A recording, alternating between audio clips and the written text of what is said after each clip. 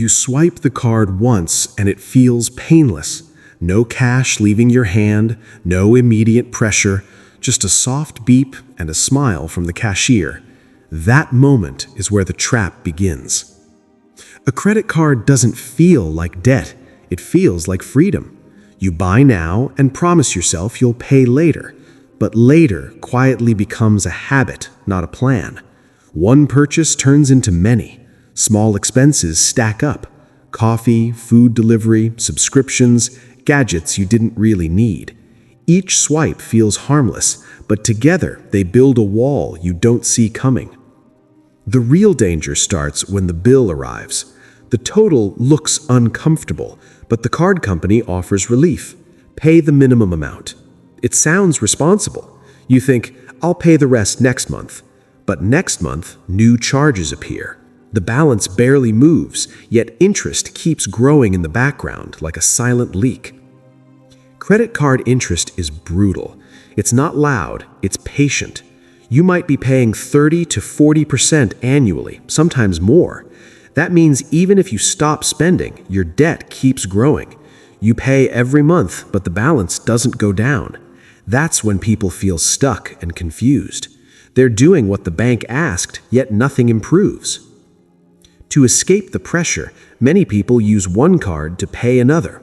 Balance transfers, cash advances, new cards with tempting limits. It feels smart at first, like juggling plates in the air. But one mistake, one missed payment, and everything crashes. Fees, penalties, higher interest rates. The system isn't designed to save you, it's designed to keep you paying. Psychology plays a huge role. Credit cards disconnect spending from pain. When you pay cash, your brain feels the loss. With a card, the pain is delayed.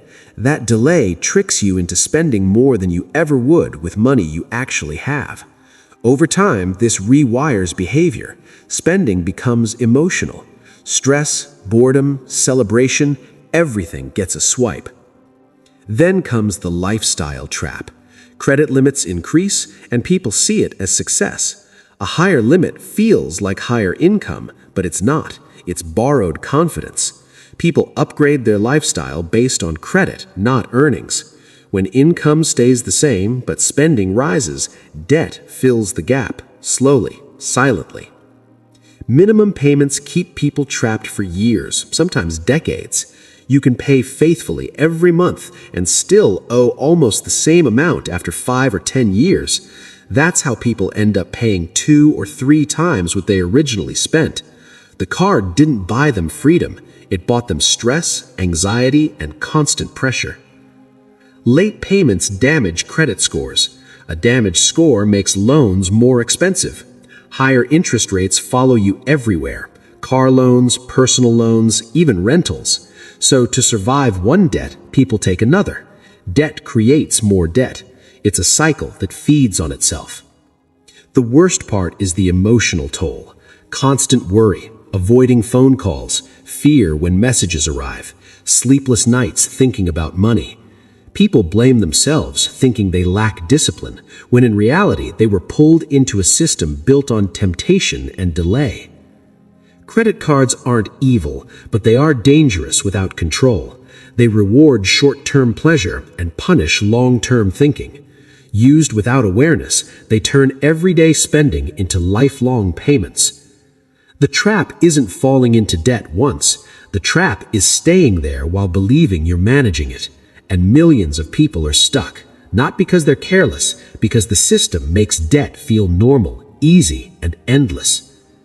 The moment you realize that a credit card is not extra income, but borrowed time, is the moment the trap loses its power.